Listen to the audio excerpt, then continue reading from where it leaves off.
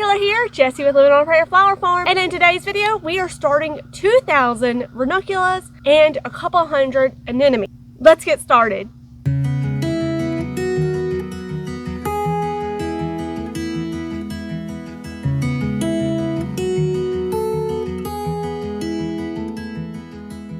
Alright, so actually we're going to start 1,000 ranunculus. We're only going to do half today, and we're going to do about half of the anemones. We're going to start by pre-soaking them and getting them pre-sprouted before we put them in the ground. We finally made it to cool weather. I've been having to wait when the nights are in the 40s. That's my go-to when it's time to start these. These like it to be cool, so I will be actually trying to put these outside at night so they get that nice cool 40-degree weather, and then in the daytime I'll put them inside in a nice dark place.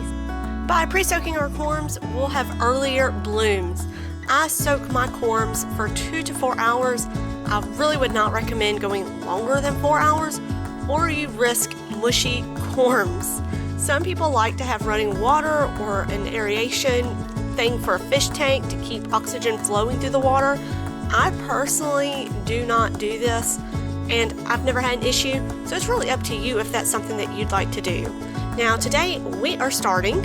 My ranunculus that I ordered from Jake are Italian Ranunculus Elegance Festival Bianco and Italian Ranunculus Elegance Festival Mix, Belle Salmon, and half-clone Marshmallow. And then from ADR bulbs, I am starting Aviv Rose, Aviv Yellow, Aviv Purple, and the mix is what I'm planting from ADR bulbs. For anemones, I am planting from Jake Anemone Caramel Albino, Caramel Blue, Galilee Pastel Mix, which I'm pretty excited about, Italian Anemone Mistral Rose Chiaro, you know I can't pronounce anything, Italian Anemone Mistral Plus Azzurro, and Italian Anemone Mistral Plus Rarity.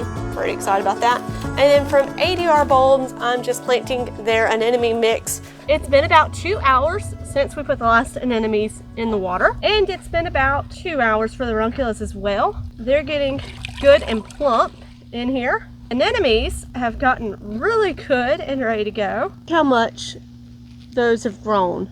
So the next step is we are going to place our anemones and ranunculus into trays with a nice layer of pre-moistened soil on the bottom. Anemones do not matter as far as orientation when you place them in the tray. You just want to make sure to leave a little bit of space between them.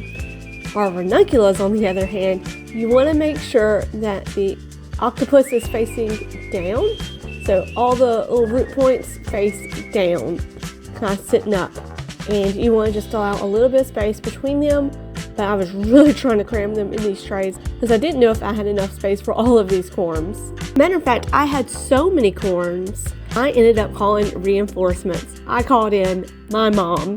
I was so happy to have her there. My mother had major surgery earlier this year and has not been able to do any planting or gardening this year. So I know she was ecstatic to be able to come and at least sit and place corms with me. And we just had a blast. Once you get all the corms placed in the tray, you want to just cover them with a nice light layer of moist dirt, and then you're going to want to place them into a nice cool dark place. So if you've got a root cellar, you've got a basement, those are the perfect places to put these corms to pre-sprout them. I thought I was doing that by placing them in my den. Unfortunately, I did not know my husband had turned on the heater, and well, we ran into some issues. So we started about 1,000, over 1,000 ranunculus and a couple hundred anemones. I only did about half, thank God, because this is what I'm dealing with. That, my friends, is mold. That is supposed to be a ranuncula, but is officially squishy, rotted, and molded. I can't use that. Alright, it's been 2 weeks since I started the ranunculus and anemones, and we got them all soaked. The majority of the anemones went in last week after I discovered mold in the majority of my trays. But the ranunculus still have not hunted because I've ran out of time. It gets dark. It's dark when I get home now. So I watched the Floret free fall mini course where she goes over how to plant ranunculus and anemones. And I'm going to attempt to do her method. It looks easy, so it's got to be easy, right? Let's get to it. The road ahead, it twists and turns, and the sun beats down and it burns. But I keep on pushing through. Three ditches have been dug, and I have marked every 4 inches on this to be my guide to help me through this. So that's how I'm going to know how to space them. And more than importantly, I'm going to label all of these with a decent size paint stick. And because majority of them molded, I'm going to have to just keep an eye on as I go. I lost a whole tray of yellow, guys. And I don't know how many more I lost. So we'll see. Let's get to putting these babies in the ground. Let me show you what they look like. So this is what they look like now. You've got a little bit of sprout. You can see Costly walking in the background. And lots of little roots. And every step quicker than the last. My feet tread down this beaten path, and I keep on pushing through. 'Cause I get up, and I may fall right back down, but your love lifts me back to solid ground. Yeah, I get up, and I may fall right back down. This ought to be interesting. The wind is just blowing. We're getting ready to go camping, but I've got ranunculus sprouting and anemones coming up, and I don't trust the deer not to eat them while we're gone. And it's supposed to get in the low 30s, could dip into the 20s. So gonna go ahead and cover up with frost cloths before we leave. So I put up these metal hoops. I got a 100 pack from Nolt's Produce. It's either Nolt's Produce or Nolt's Greenhouse Supply, same company. Just Google them. You'll either order via phone call or email. But it wasn't badly priced. I don't remember how much I paid for the hoops, but it wasn't bad for a 100 pack. Frost cloth also came from Nolt's Produce. They sell to, I'm not sure if it's just businesses or not, but if you have a small order, you can have it delivered to your residence. If you have a massive order like I did, you're going to need to either have a tractor to unload it or find a place that'll unload it for you.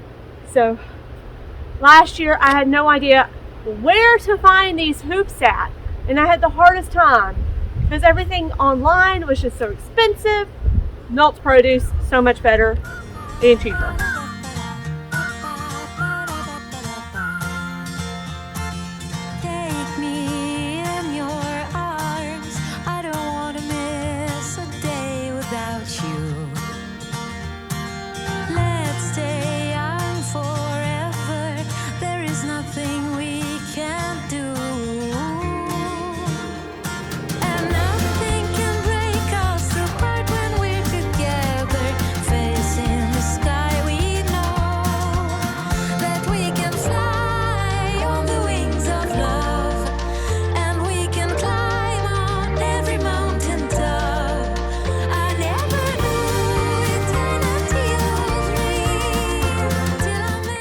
If you have enjoyed this video, be sure to smash the like button and help me out. Thank you guys for watching, and I'll see you in the next one. Bye.